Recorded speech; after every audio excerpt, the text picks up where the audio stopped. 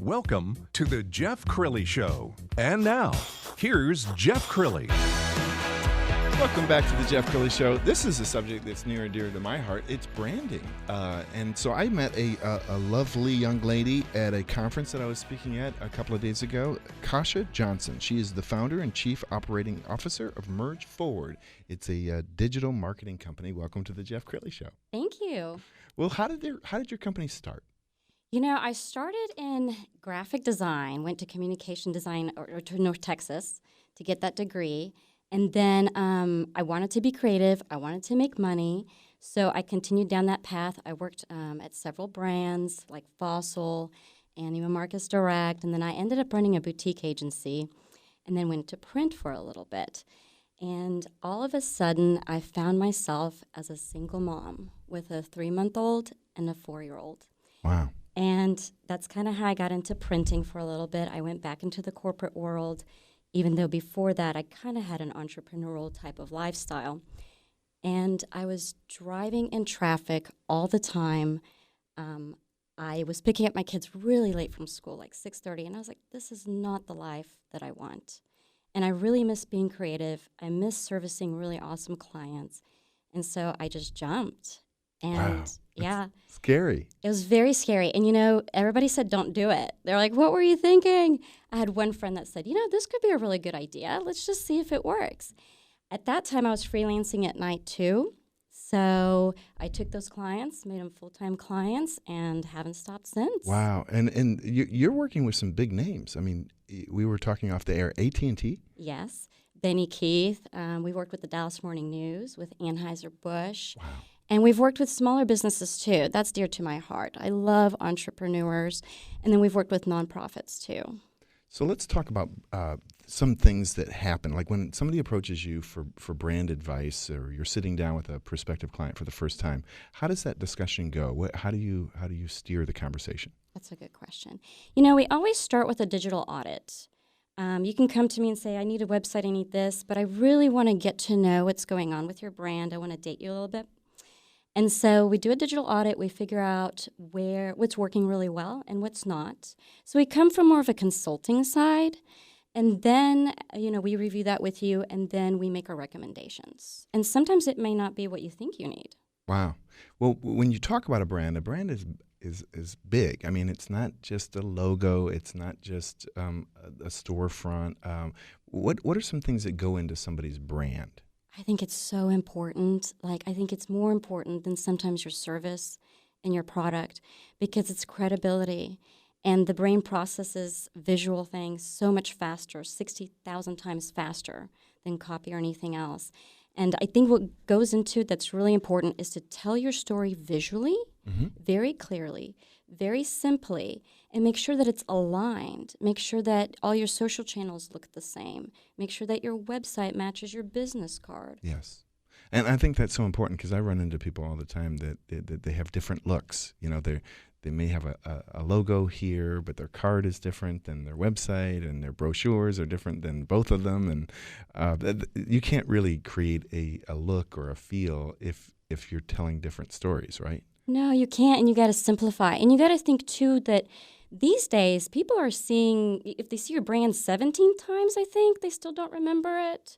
And so you really want to keep everything aligned. You want to make sure that your colors, your fonts, your overall look, your photography, everything is cohesive, because everybody's inundated with so much information these days.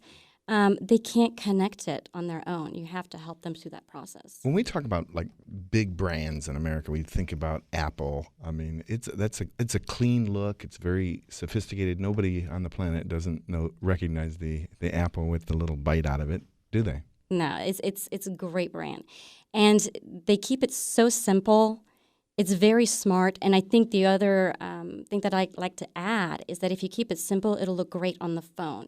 Your website should be responsive right now, which means mobile friendly. Mm-hmm. And our phones, they're getting bigger, but still, we're doing other things while we have our phone. And we only spend a couple seconds looking at it. Make it really simple, easy to read. The information's right there in front. Kasia Johnson is my guest, and her website, give it to us. Mergeforward.com. Marchforward.com. Okay, well, let's keep this conversation going. What are some colors that you need to think about? So, like, I've always been told that there are safe colors for banks, that banks can have blue or banks can have green, but banks don't really want to have a lot of red. Or like hot pink. Yeah. Yeah. Why is that? I think it depends on the business, first of all. It's hard to say what the safe color is for. I have to know what you're doing. But also, I think it's just the way the mind subconsciously connects. If you have like a brown color for health, you're probably not connecting that with cleanliness. Right. Same with restaurants, red for food. And so I think it's really important to think about what color you want for your brand. I think the other thing I want to add is that people get very emotional about the color. Like, I love the color blue, but that doesn't fit for my brand. My brand's more orange. It's more vibrant because that's what we do. We do creative. So sometimes you have to step away emotionally and really think like, well, what is the message I need to send? Right. Every once in a while I'll see purple these days. What do you think about the color purple? And you're kind of wearing a violet purplish outfit right now. Does purple say anything about like standing out, or what does purple say? I think it's fun. It's vibrant. I think it needs to be used. It could be used for children type of brands. Something a little bit more, exciting maybe. Right. That's great. Well, so after the initial consultation with the client, what happens next? Then we go into creating a blueprint of what we should do for you creatively and what we should do with social media. And social media can be a beast. These days you have to really think about a strategy before you put anything up. And a lot of people think, well, I can just go in and put some information down about my business and click a couple likes. But you really need to step back and say, what is the message that I want to send out there? What are our goals? And then on top of that, I would recommend be transparent. I think the human-to-human still really works well these days. Tell us what's going on backstage with your business. Educate me. Give me some really good information that I can anchor to. I remember one time I followed briefly a restaurant in Addison. It was like an Italian restaurant, and every day it was, ask us about our lasagna special. It was like sell. There wasn't any information, and then I unfollowed them. Do you find that a lot of people make the classic mistake of just being too selly on social media? Absolutely. But I think they don't know what to do, so that's what they do. I think it's a good idea to put in more content. Maybe that restaurant could have shown behind the scenes of them making food, or maybe recommend some recipes that you can make at home. Oh, cool. That's really good.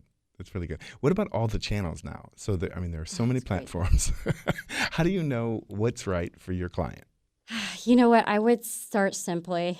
Crawl, walk, run. I think Facebook is great. I think Instagram is great. I think Twitter is great. And then getting into Snapchat and Periscope and all that. It's do what suits you best. Really recognize who your target market is. How are they listening? And don't assume just because you like Instagram, somebody else is going to like it too. For instance, I'm a very visual person.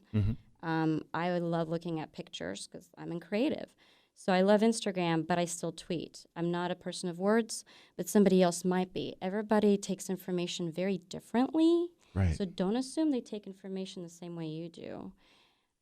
Do you find that some people are still kind of stuck, I'm going to say stuck in the 90s and say, well, I don't need social media. My clients don't come from Facebook. I don't need it. But they're a large law firm, or there's somebody that, you're basic. I tell my clients sometimes, you're telling everybody under 30, I don't speak your language. I'm not talking to you. Don't assume that everybody's going to find you through your business card or your website. There's different ways that people search for different information. And if you're a law firm, it's credibility for you. And it doesn't have to be tons on social, but put something in there that I can look you up, because I may find you through a friend of a friend on Facebook. Wow. What are some other services you guys offer?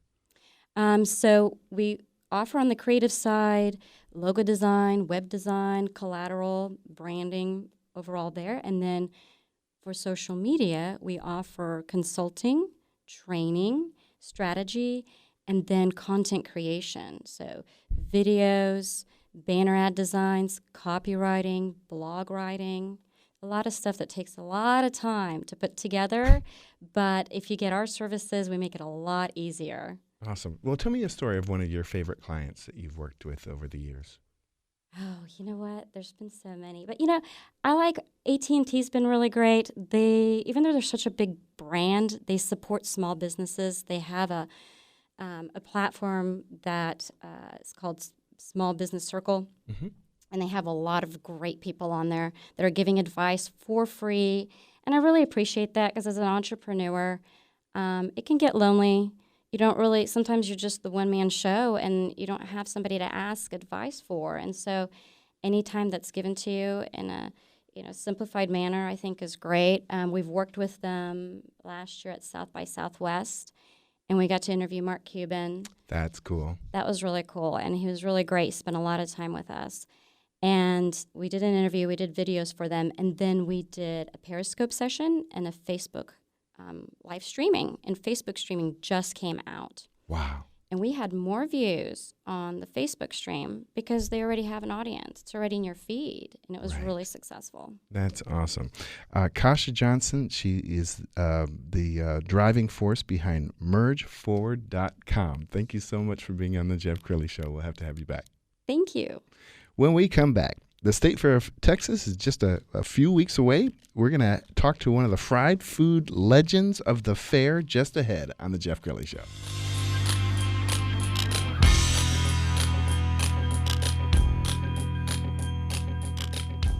You're listening to The Jeff Crilley Show.